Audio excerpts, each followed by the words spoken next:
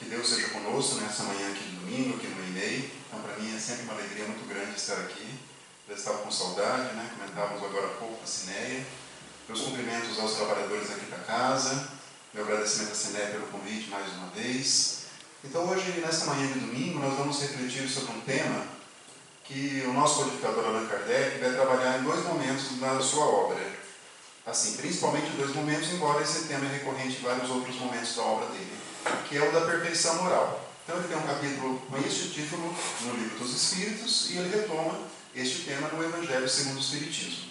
Mas o nosso foco desta manhã está no Livro dos Espíritos. Então nós vamos trazer algumas ideias de como o codificador dos Espíritos superiores trabalhar esse tema. Então nós sabemos, nós espíritas, que a perfeição é uma meta que nós temos que alcançar. E essa meta, ela existe, requer uma estratégia nossa para que nós alcancemos isso, né? A perfeição é o destino nosso, é a nossa fatalidade naquilo que, independente do que acontecer, nós vamos alcançar um dia essa perfeição. Agora, o alcançar, a maneira de como isso vai se dar, a estratégia que cada um de nós vamos adotar, depende de nós mesmos. E este capítulo da perfeição moral vai trazer justamente isso, alguns elementos que nós temos que nos apropriar desse conhecimento, desses elementos, e saber aquilo que vai nos possibilitar uma perfeição, digamos assim, dentro de uma normalidade que Deus espera de nós, e vamos também conhecer alguns percalços que podem acontecer e que nós devemos evitar e que pode prejudicar essa nossa caminhada, a chamada perfeição. Mas para realmente entrar no assunto, nas ideias do codificador, nós temos que lembrar os ensinamentos do Cristo.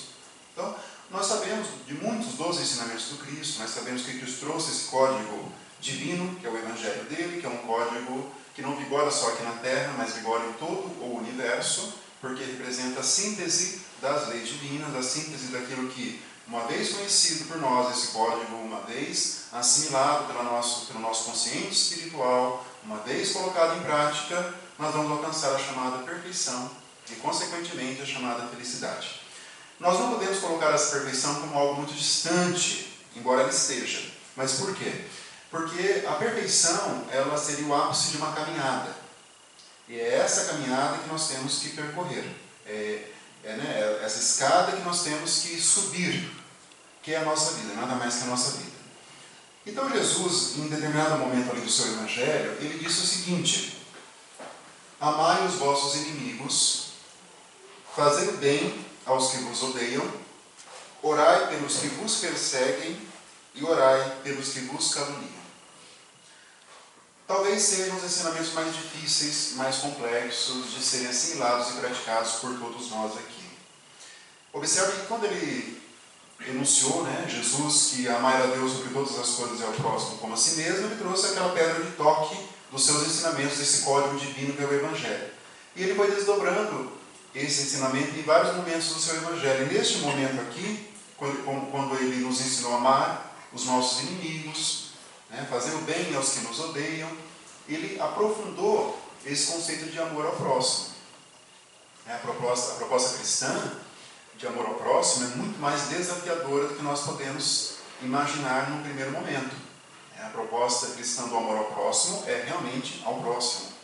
E esse próximo não tem nenhuma característica negativa ou que possa nos impedir de começar a exercer essa faculdade.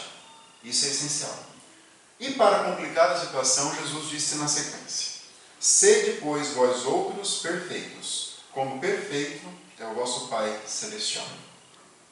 Jesus colocou Deus como modelo a ser seguido por todos nós. É claro que Jesus falava à época para pessoas, na maioria ali, ainda muito ignorantes das coisas espirituais. Então ele usou ali Deus como o modelo.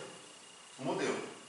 Os Espíritos, no Livro dos Espíritos, vão usar qual para o nosso modelo? Jesus. E Jesus usou Deus como modelo, porque ele colocou realmente algo assim, que todos esperemos, e eles também, para quem Jesus se dirigia especificamente naquela época, 2000 anos atrás, esse modelo de perfeição que é Deus. Então, essas ideias que tem que permear aqui a nossa a nossa reflexão desta manhã. O inimigo, amar os inimigos. O inimigo não é só aquela pessoa que nos quer um mal muito grande, né? Mas toda pessoa que às vezes nós não temos muitas afinidades, nós temos algum contraste de ideia, nós temos uma certa dificuldade de relacionamento, e às vezes essa pessoa está dentro da nossa família, está ali no contexto muito próximo, né? Nós sabemos, nós espíritas, que os laços de amor, eles podem ser recompostos dentro da família, e devem ser, né? A obra do Espírito André Luiz tem vários exemplos de espíritos que foram inimigos e retornaram na condição de pai e filho, mãe e filho, esposos, né? Enfim, todo o contexto familiar também é colocado pela providência divina como uma forma de reconquista dos vínculos de amor.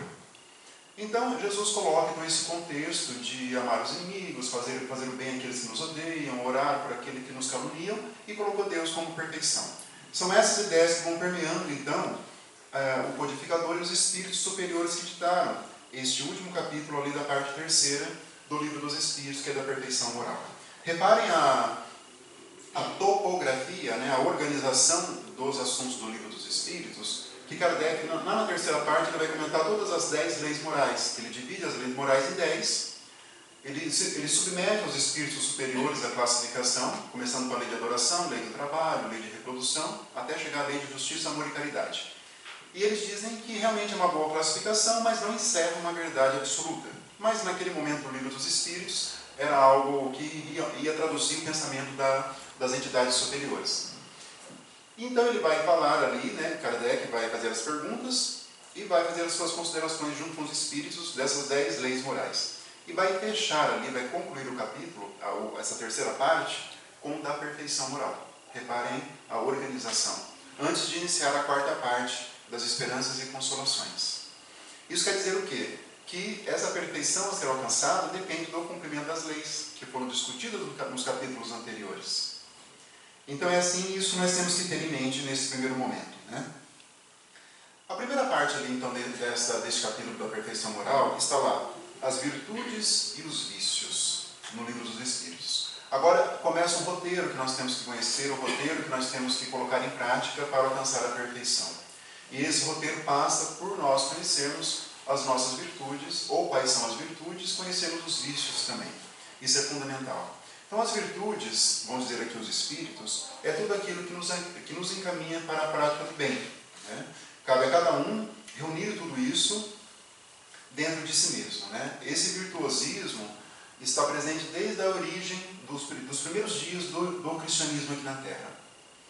Os mártires, aqueles que, né, entregaram a vida em favor da difusão das primeiras sementes das ideias cristãs, são os grandes virtuosos.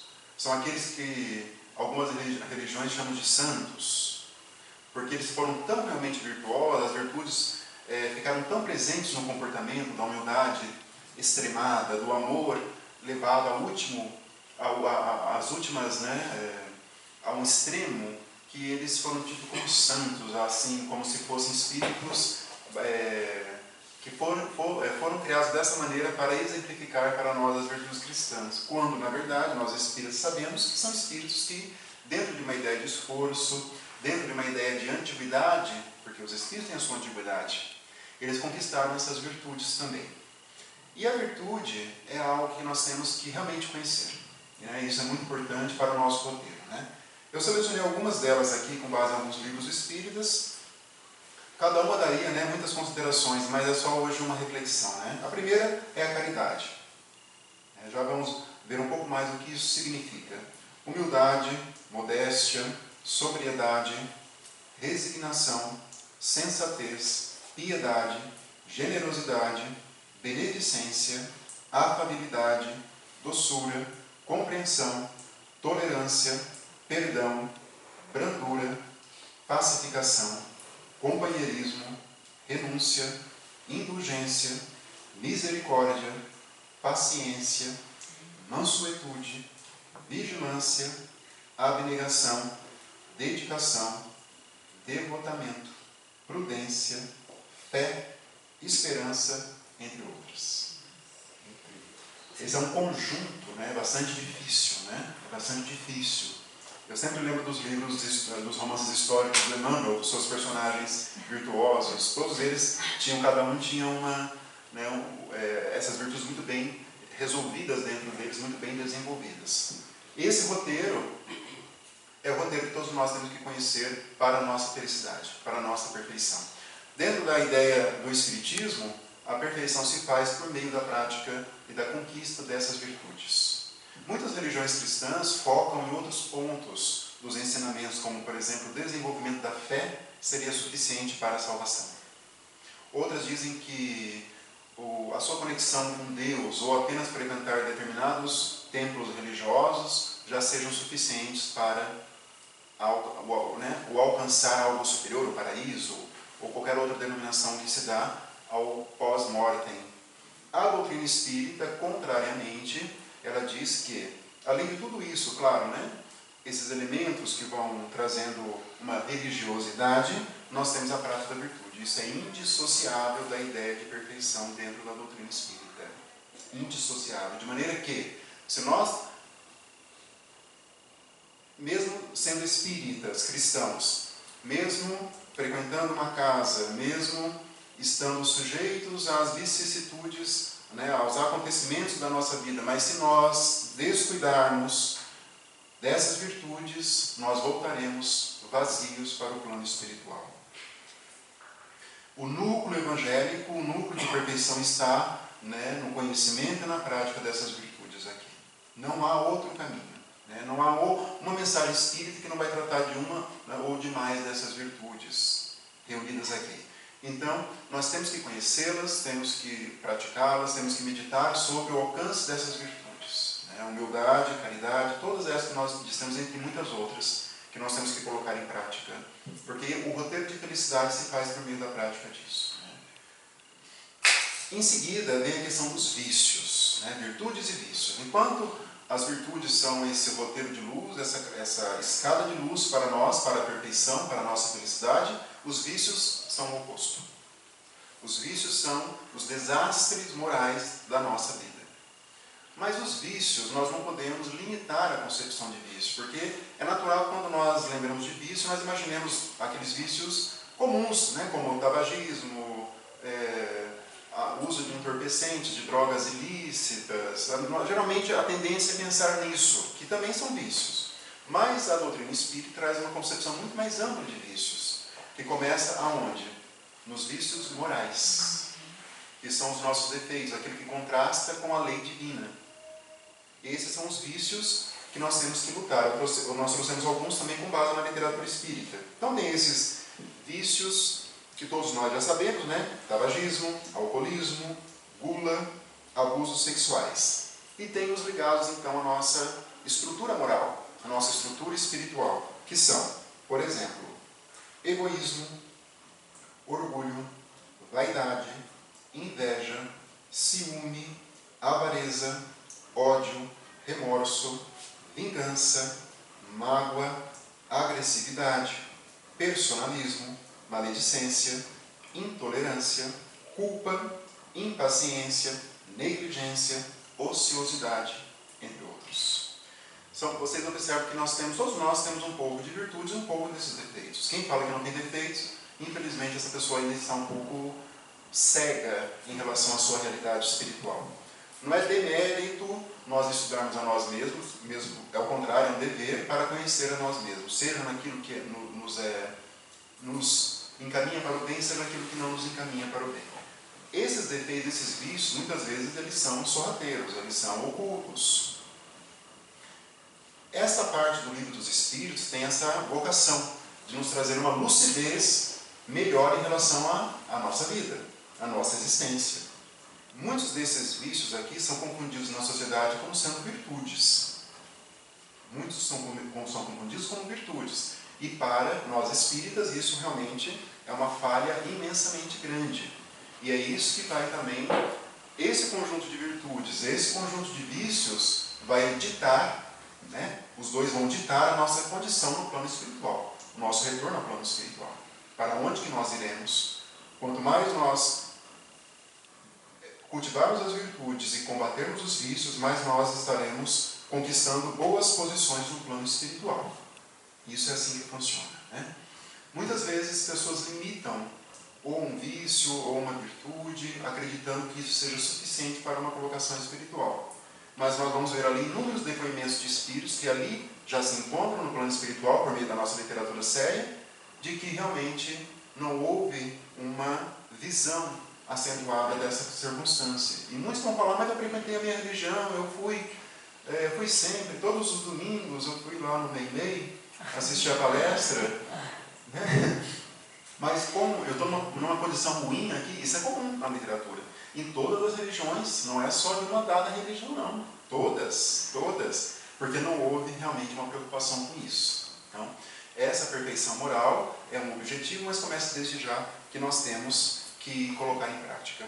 Na questão 893, Kardec vai perguntar qual a mais meritória das virtudes, daquelas ali que nós narramos, né? É claro que o Livro dos Espíritos é um livro de princípios gerais. Ali não vai estar dito todas as virtudes, como nós dissemos aqui, depende de uma pesquisa na literatura espírita. Qual a mais meritória, né? Nós sabemos, né? Eles vão dizer assim, toda virtude tem seu mérito, porque todas encaminham para a prática do bem.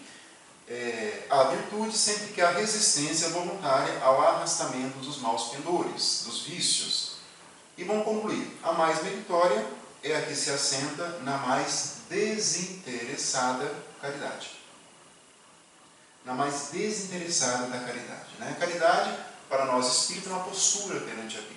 A caridade não é só a doação de bens materiais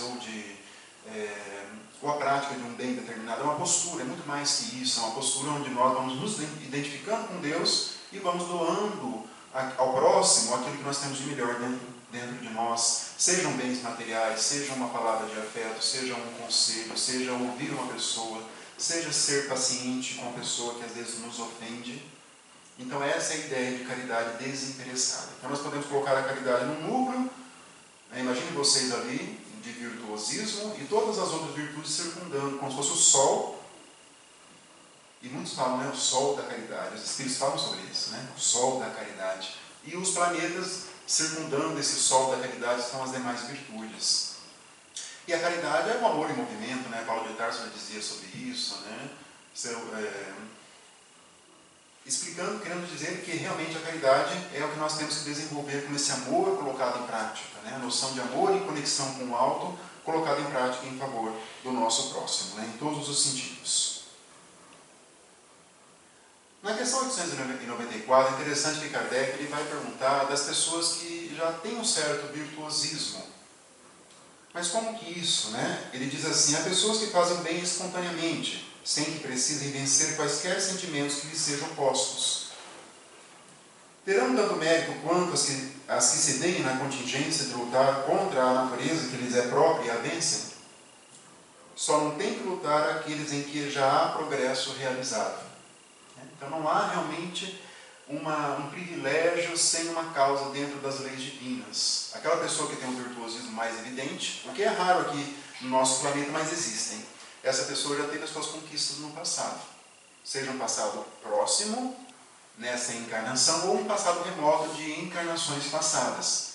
Lembrando que cada encarnação nós vamos acumulando patrimônio espiritual. E que esse patrimônio seja o quê? O nosso tesouro, né? Que as traças não roem e os ladrões não roubam. Esse tesouro espiritual é o nosso patrimônio dentro de nós. E cada encarnação nós vamos o quê? Acumulando dentro desse tesouro, que é a nossa consciência, a nossa conexão com o alto, a nossa conexão com Deus. Então as pessoas que chegaram a um patamar, que são, por exemplo, os chamados santos, esses mártires do passado e outras pessoas contemporâneas também, o que acontece? São pessoas que já tiveram uma trajetória voltada para a prática do bem, onde o esforço foi muito grande, onde as lutas foram dolorosas, e essas pessoas se sagraram vencedoras dentro desse contexto. Emmanuel, uma mensagem lindíssima no livro Emmanuel, que leva o nome dele, um livro antigo, né, de 1938, ele vai falar que, mais ou menos isso, né, nas minhas palavras, aquele que retorna ao plano espiritual com essas conquistas realmente dentro de si mesmo, essas conquistas virtuosas, aquele que se empenhou, que se dedicou, ele é recebido como general que venceu uma guerra. Mais ou menos para uma comparação, um general que venceu uma guerra. porque nós sabemos o quão difícil é tudo isso. A prática de tudo isso, desse virtuosismo, é bastante difícil, mas é uma necessidade que nós temos, né, que fazer. Na questão 895, ele vai dizer assim: postos de lado os defeitos e os vícios, acerca dos quais ninguém se pode equivocar, qual é o sinal mais característico da imperfeição? O mais característico da perfeição é a caridade desinteressada que nós temos que alcançar. Mas o que vai realmente marcar a imperfeição em nós mesmos, que nós podemos identificar em nós? O interesse pessoal. Pode um homem possuir qualidades reais que levem o mundo a considerá-lo um homem de bem, o mundo. Mas essas qualidades, conquanto assinalam um progresso, nem sempre suportam certas provas. O verdadeiro desinteresse é coisa ainda tão rara na Terra que, quando se patenteia, todos o admiram como se for um fenômeno. O apego às coisas materiais, logo adiante nessa resposta, constitui sinal notório de inferioridade. Por quê? Quanto mais se aferrar aos bens deste mundo, tanto menos compreende o homem o seu destino. Pelo desinteresse, ao contrário, demonstra que encara de um ponto mais elevado o futuro. Então, o interesse, o apego aos bens materiais, ou o interesse pessoal, que isso vai se traduzir o quê? Em egoísmo, vamos ver logo na sequência. Isso é o sinal mais característico da imperfeição. É o sinal que vai nos levar a uma derrocada no plano espiritual e vai nos levar a uma paralisia da nossa marcha espiritual. Entendeu? Isso vai levar a uma necessidade de revisão de valores, e muitas vezes de forma dolorosa na próxima encarnação. Todos os males, vamos dizer, os espíritos, estão vinculados à noção de egoísmo, de interesse pessoal, onde a pessoa coloca somente os seus interesses, as suas vontades, como sendo o centro das atenções e aquilo que deve ser satisfeito. Quanto mais nós desenvolvermos essa capacidade de desinteresse, essa capacidade de renúncia, de compreender os bens materiais, de compreender a nossa colocação aqui na Terra como sendo algo transitório, como algo que nós temos que aproveitar para a nossa finalidade espiritual, mas nós estaremos no caminho. Observe que não é uma renúncia plena, como algumas religiões que já pregaram no passado, alguns grupos assim. Não é aquilo, colocar os bens materiais como sendo um empecilho para as conquistas espirituais. Não é isso. Isso é muito bem tratado no capítulo Não Servir a Deus é Mamon, lá do Evangelho segundo o Espiritismo. Mas é nós darmos aos bens materiais os devidos valores, sem que eles se sobreponham aos valores espirituais. Aquelas virtudes que nós dissemos agora há pouco. Na questão 897, é muito interessante, e é para nós espíritas especificamente. Kardec diz assim: merecerá a reprovação aquele que faz o bem sem visar a qualquer recompensa na terra, mas esperando que lhe seja levado em conta na outra vida e que lá lhe venha a ser melhor a sua situação? E essa preocupação lhe prejudicará o progresso? É interessante, que nós, espíritos, sabemos que a prática da caridade desinteressada em todos os sentidos vai nos conduzir a uma situação melhor, em termos objetivos, no plano espiritual. A nossa luta contra nós mesmos, contra o orgulho, contra o egoísmo, o nosso virtuosismo como esposos, como filhos, na família, no trabalho, a conquista de valores, a conexão com Deus, tudo isso vai nos trazer uma colocação melhor, uma estratégia. Mas e se nós pensarmos nisso, justamente pensando obter isso? Aí eles vão responder assim: o bem deve ser feito caritativamente, isto é, com desinteresse. Só isso é a resposta. Isso significa, na minha opinião, na nossa opinião, cada um, o Espiritismo é a doutrina da liberdade de interpretação. É uma doutrina livre. Os movimentos federativos, eles vão apenas dando orientações, princípios, mas não impõem nada, porque a nossa doutrina, o nosso movimento espírita não é escalonado com base em hierarquia, porque o Espiritismo é de livre interpretação e livre pensamento, de acordo com a lei de liberdade tratada no próprio livro dos Espíritos. Cada um de nós temos que ir às fontes e tirar as nossas interpretações, respeitando outras, claro, fazendo sempre um conjunto com bom senso. Então vocês vejam, né, que realmente quando nós visarmos um interesse na prática da caridade ou de qualquer outra virtude, ainda que esse interesse seja nobre, nós vamos tirar o brilho desses atos. É claro que é sempre melhor fazer o bem, ainda que nós visemos algo, do que não fazer. Todos conseguem entender essa noção de escala de valores, né?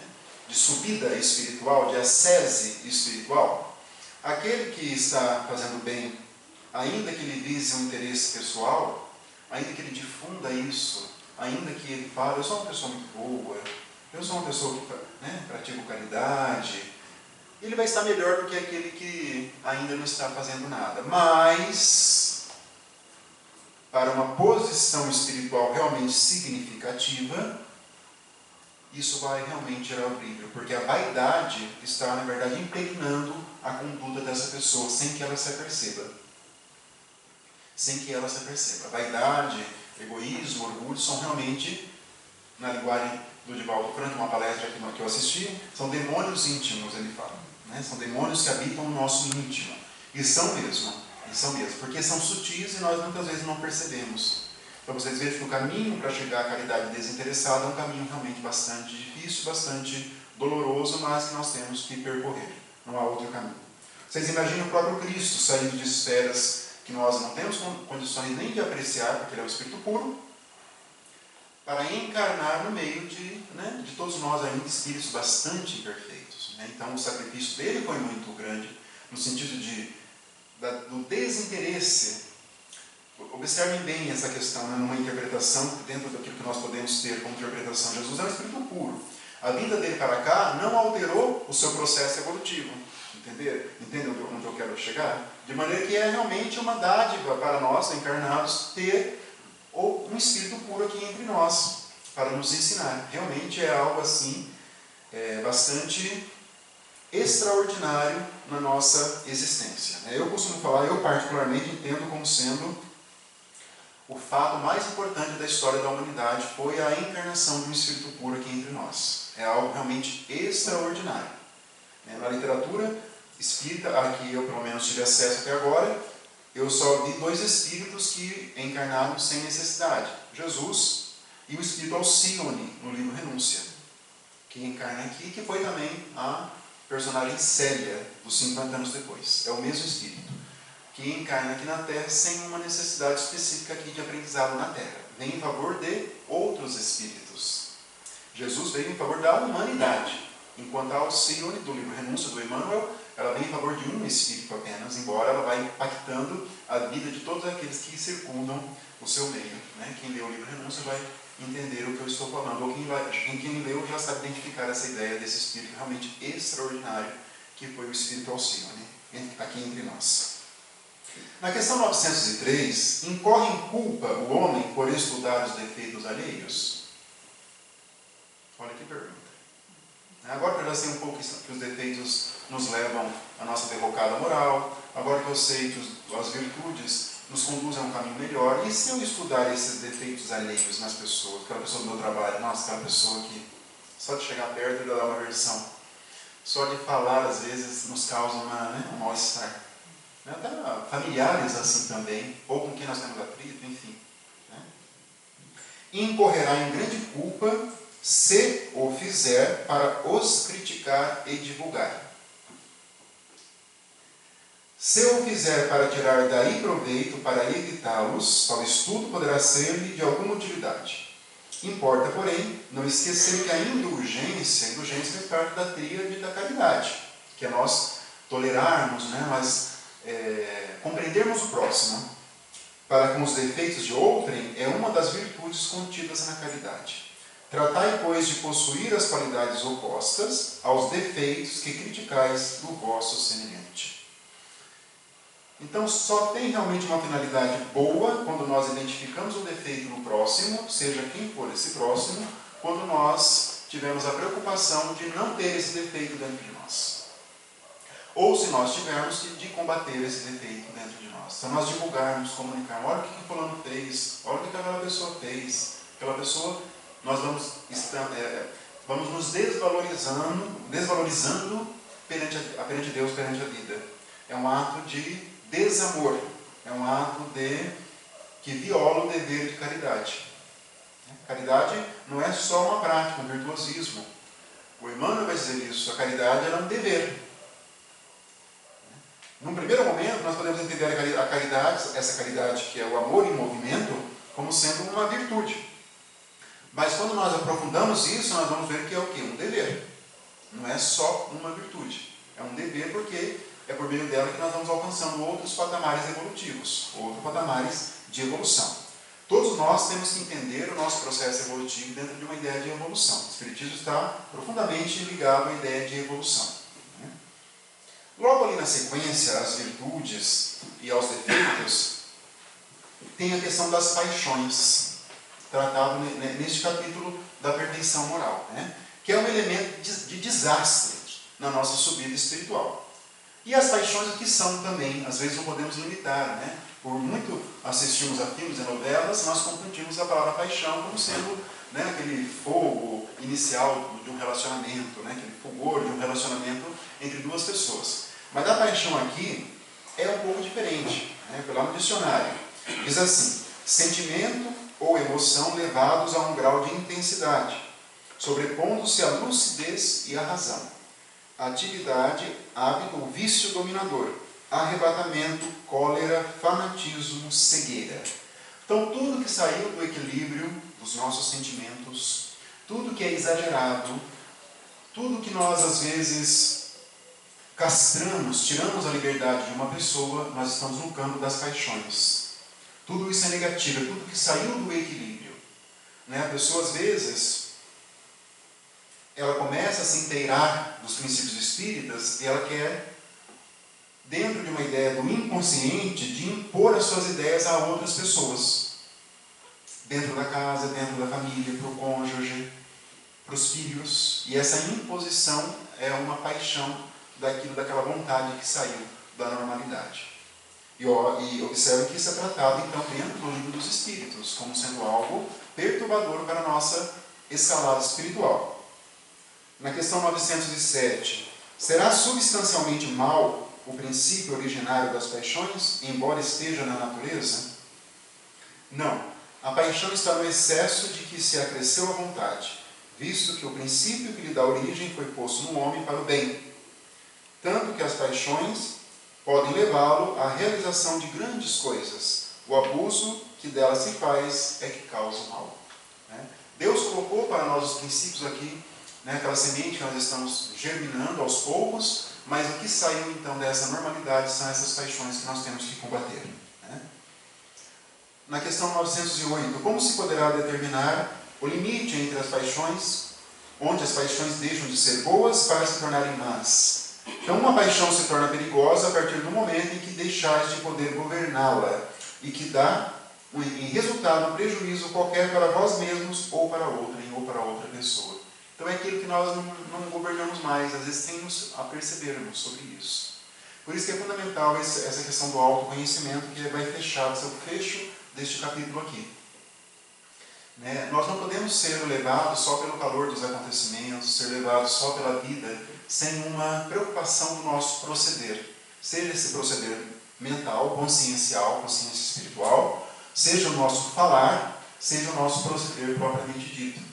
Se nós formos sendo levados só pelo calor dos acontecimentos, nós vamos, é muito pouco evoluir por isso. É muito pouco evoluir só por isso. Nós temos que tomar a frente de nós mesmos e, com essas estratégias, numa linguagem mais simples, que são aqui ditadas pelos Espíritos, neste capítulo principalmente, fazer o nosso roteiro espiritual.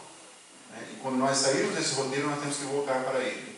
Saímos, retornamos para ele. É assim que nós vamos galgando essa escada difícil que nós chamamos hoje de vida terrestre.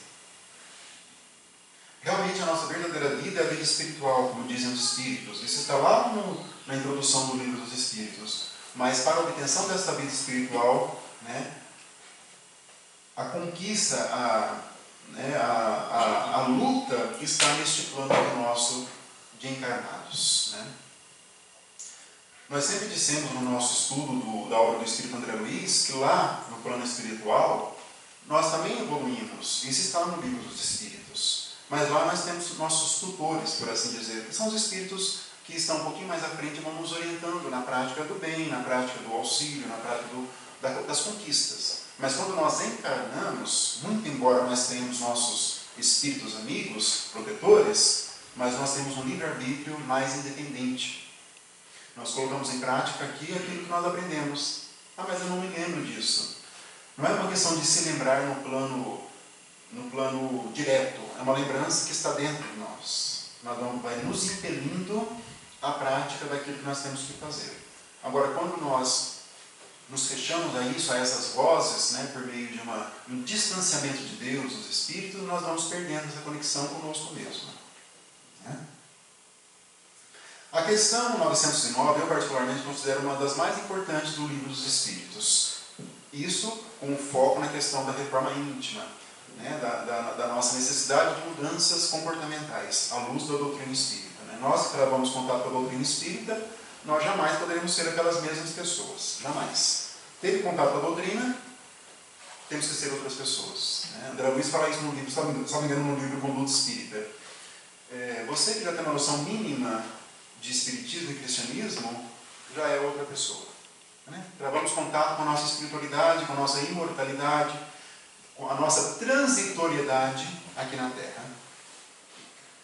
Poderia sempre o homem, pelos seus esforços, vencer as suas más inclinações? Sim, e frequentemente fazendo esforços muito insignificantes. O que lhe falta é a vontade. Ah, quão poucos dentre vós fazem esforços. Só isso, essa é a resposta. A questão da vontade, muito bem desenvolvida, e os Espíritos vão nos alertar em vários momentos da literatura espírita. Nós temos que desenvolver a vontade.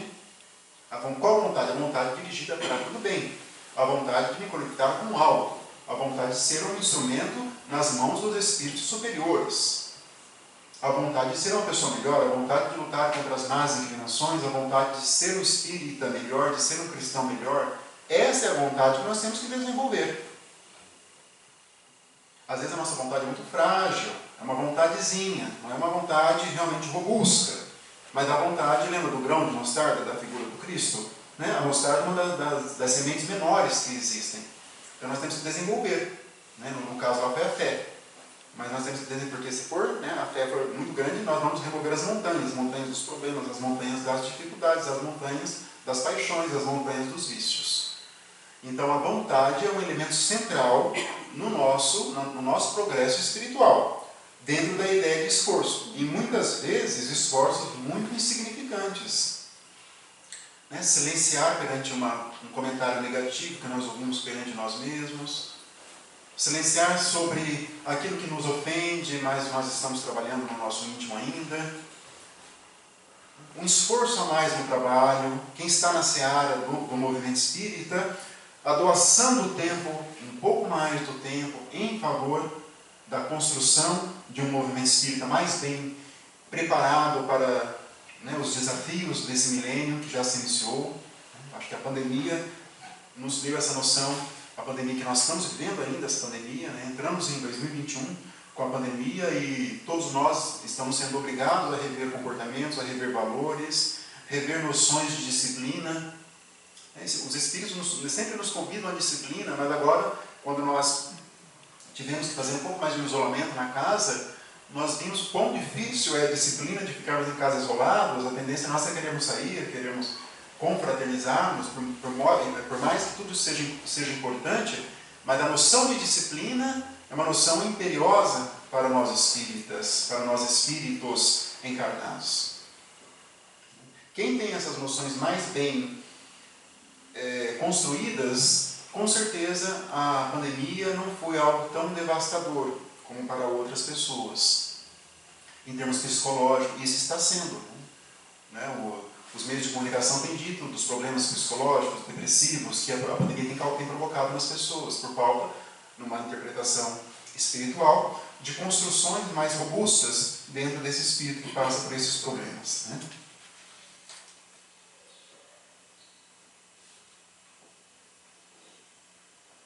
No capítulo seguinte, Kardec vai trabalhar apenas um defeito.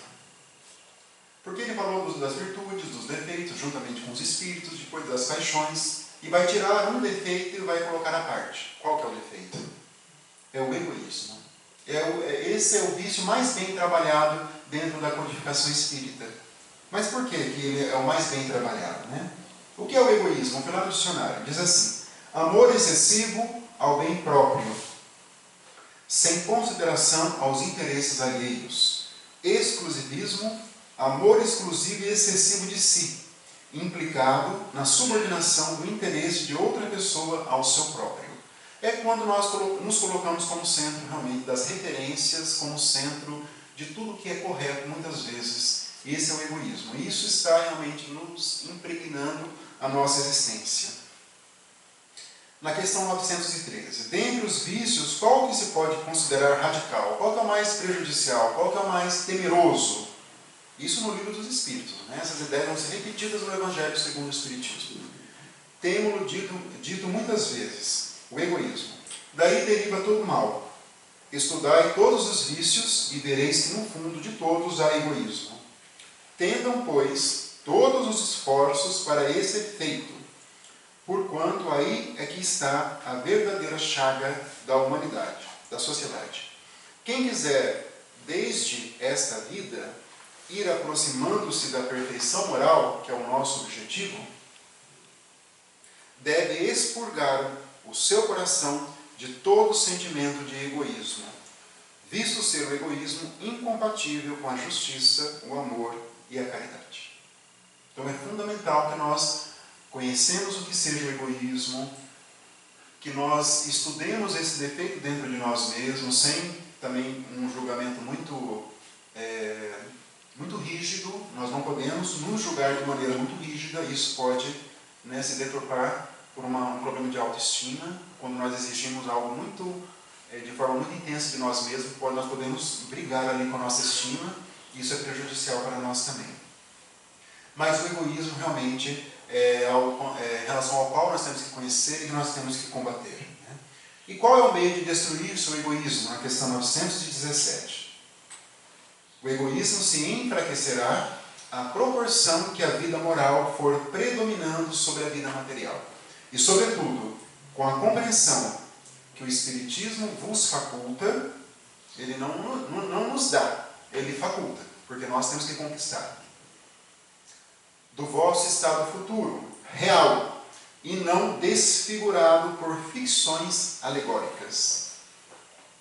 Nós sabemos do estado futuro hoje por meio da nossa literatura espírita.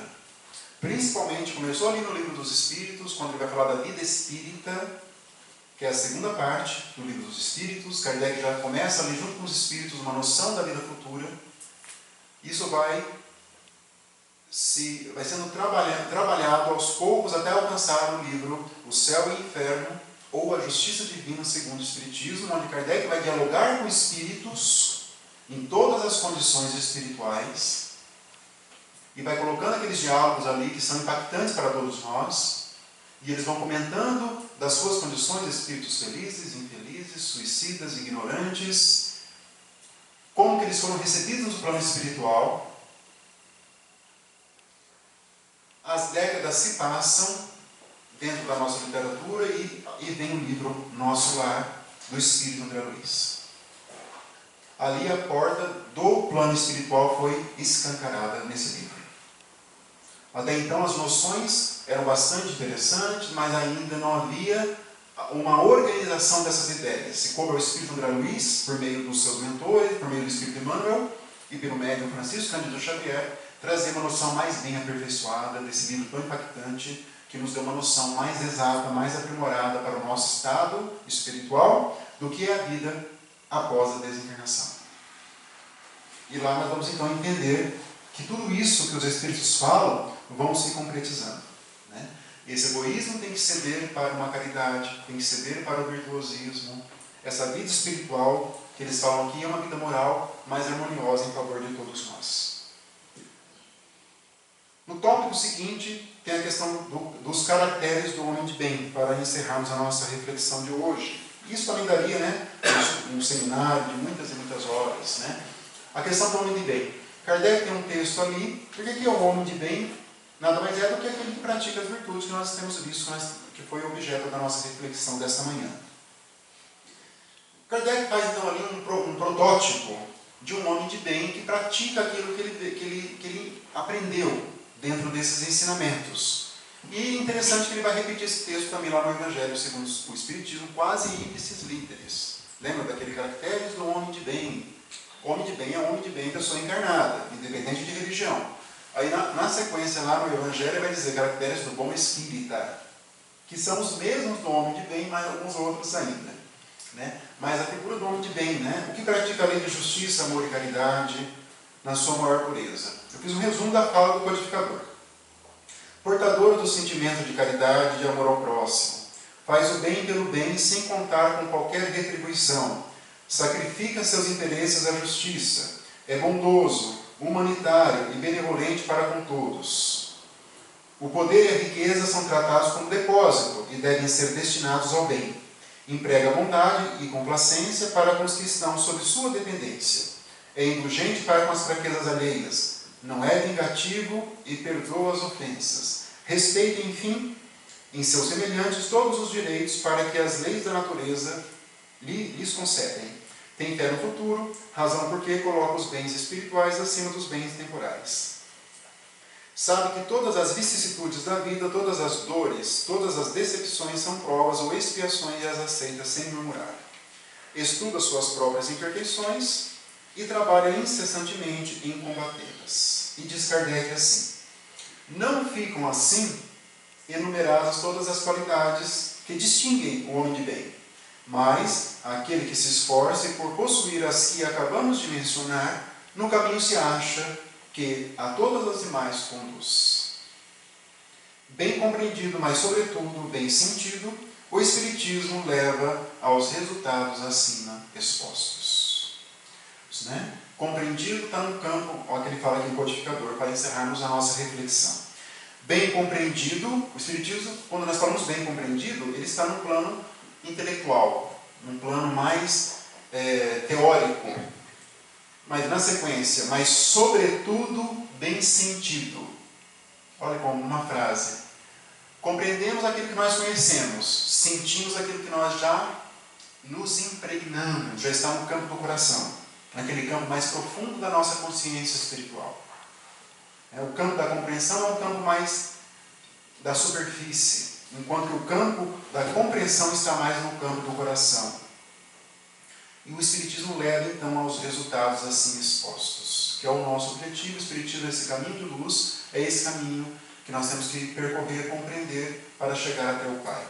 E vai fechar essa terceira parte do Livro dos Espíritos, esse capítulo da perfeição moral, com o conhecimento de si mesmo.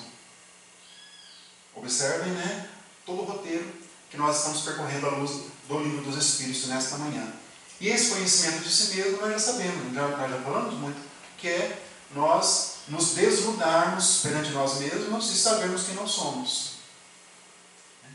Um pouquinho de egoísmo que nós temos ainda, um pouquinho de rancor de uma determinada pessoa, da mágoa, o virtuosismo que nós temos também, a paciência que nós já conquistamos, por exemplo, aumentarmos um pouco mais. Aí tem aquela fala famosa do Santo Agostinho, no livro, que ele fala que toda vez antes de dormir, ele passava em revista os atos, os acontecimentos, e ele via naquilo que ele falhou, para que no dia seguinte ele pudesse combater aquele vício. Lembra dessa pergunta? E nós vamos então finalmente entender que a disposição de conhecer a nós mesmos pode surgir de duas maneiras: de forma espontânea, nata, resultante da própria condição de espírito, ou poderá ser provada pela ação do sofrimento.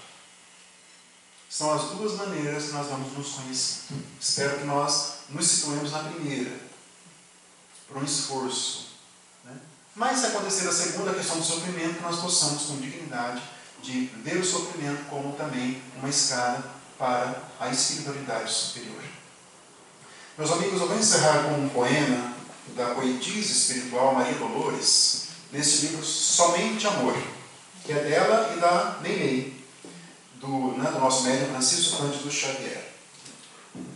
A poesia, ela coloca como título Alimento e Vida, capítulo 4, Maria Dolores. Maria Dolores, para quem não sabe, transmitiu várias poesias pela mediunidade do nosso Francisco Cândido Xavier.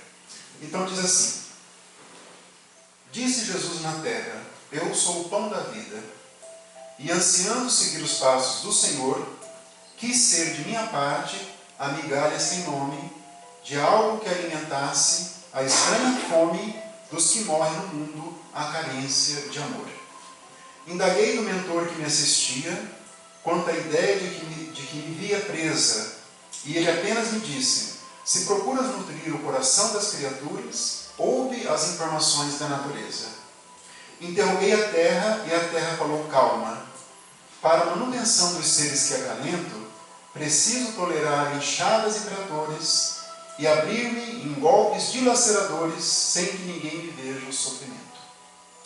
Velho tronco explicou-me: viva ao tempo, trabalhando-se em perda de minutos, renovo o ar, produzo fartamente, mas padeço agressões de muita gente, sem que eu possa contar meus próprios frutos. Entrevistando o trigo, ei-lo a dizer-me: devo entregar-me sem explicação a mó que me constringe e me tritura, fazendo-me farinha clara e pura, que assegure na mesa o júbilo do pão. Em tudo achei um alento para a vida, o extremo sacrifício em constante processo. Planta gemendo em todos os instantes e óleo a queimar-se em máquinas gigantes, sustentando a energia do progresso.